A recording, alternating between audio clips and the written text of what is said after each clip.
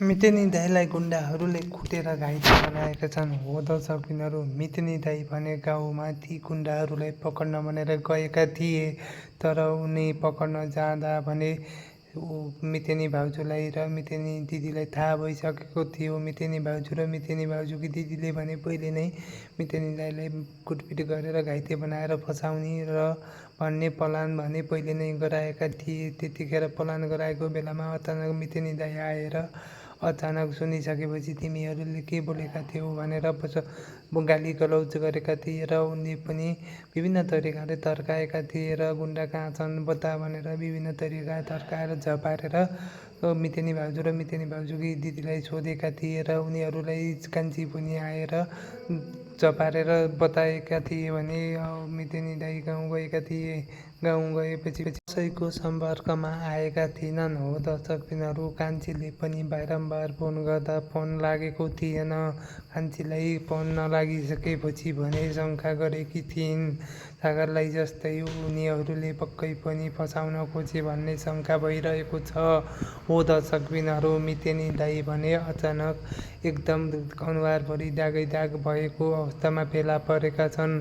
हो दर्शकबिनहरू, पक्कै पनि गुन्डाहरूले कुटपिट गरेका छन् र अपहरण गरेर मितेनी दाईलाई फसाएका छन्। हो दर्शकबिनहरू, मितेनी भाउजूले र मितेनी भाउजूकी दिदीले भने मितेनी दाई गाउँ आउँदैछ भन्ने कुरा पहिले नै फोन गरेर बताइसकेको हुनाले मितेनी दाईलाई कुटपिट गर्न र मितेनी दाईलाई अपहरण गर्नको लागि गुन्डाहरूले पहिले नै प्लान बनाएर बसेका थिए। हो दर्शकबिनहरू, जब कान्छीले बारम्बार फोन गर्दा फोन नलागेपछि कान्छीले पनि शङ्का गरेकी छन् मितेनी दाईलाई पक्कै पनि गुन्डाहरूले अब फसाउलान् भनेर तनाव लिएकी थिइन्। मितेनी दाई फस्नुभयो कि क्या हो, पहिला सागरलाई जस्तै गुन्डाहरूले फसाए क्या हो भनेर त पहिलेदेखि सोचिरहेकी थिइन्। हो दर्शकबिनहरू, यति सोच्दा पनि कुनै हालतमा फोन गर्दा पनि नलागिसकेपछि भने कान्छीले श्याम दाईलाई फोन गरेकी हुन्छन्। श्याम दाईलाई फोन गर्दा श्याम दाईले मितेनी दाई त्यहाँ नआएको बताउँछिन् अनि त्यसपछि सागरको अवस्था सोधेकी हुन्छन् र सागरको अवस्था एकदम ठिक छ। मैले बिहान साँझ दिउँसो गरेर विभिन्न ठाउँमा खाजा नास्ता लैदिएर हेरेको छु भनेको दृश्य पनि देख्न सकिन्छ। श्याम दाई, तपाईँ भएको धेरै काम लाहा, तपाईँ जस्तो मान्छे पाउन कहीँ पाइँदैन, गाह्रो छ। त्यसैले तपाईँले राम्रोसँग स्याहार सुसार गर्नु है, त्यसको गुण कुनै दिन तिरौँला भनेको दृश्य पनि देख्न सकिन्छ भने कान्छीको बुबा भने सागरलाई भेट्न कसैलाई थाहा नदिने गएका छन् र उनले सागरसँग भेटेका छन्। ज्वाइँ, तपाईँलाई यस्तो पार्ने गुन्डाहरूले हो, पक्कै पनि तपाईँले यस्तो गर्नुभएको भन्ने मलाई कुनै पनि विश्वास लागेको छैन।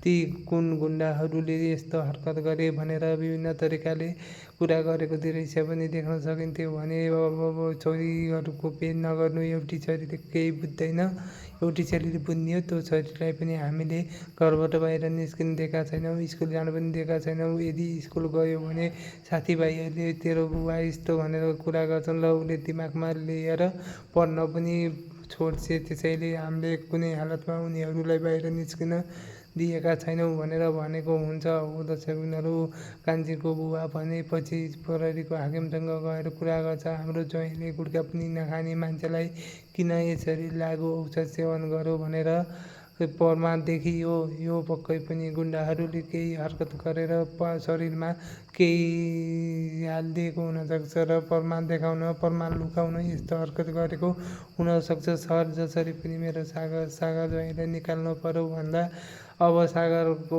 पुरै अदालतको निर्णय हुन्छ। अदालतले जे भन्छ त्यही फैसला भए अनुसार सागरले सजाय पाए सजाय पाउँछन् र निस्किने भए निस्किन्छन्।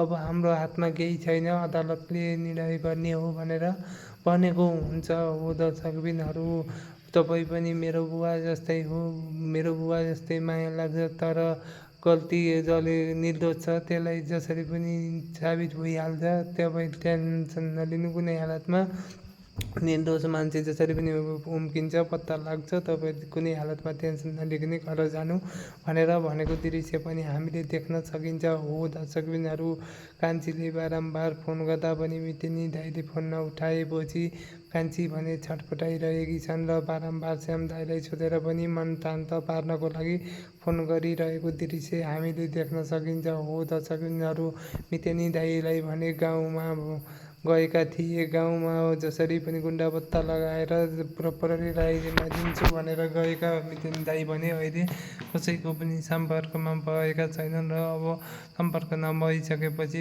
गुन्डाहरूले भने मितेनी दाई गाउँ जाने थाहा पाइसकेपछि उनीहरू पहिले नै तयारी भएर मितेनी दाईलाई अपहरण गरेका दृश्य हामीले देख्न सकिन्छ र मितेनी दाईलाई भने एकदम घाइते लामधोराई तरिकाले कुटेको पनि हामीले देख्न सकिन्छ। हो दर्शकबिनहरू, मितेनी दाईले कसरी कुटाइ खाए भन्ने कुरा त हामीले थाहा छैन। अर्को एपिसोडमा पूर्ण रूपमा जानकारी दिनेछौँ।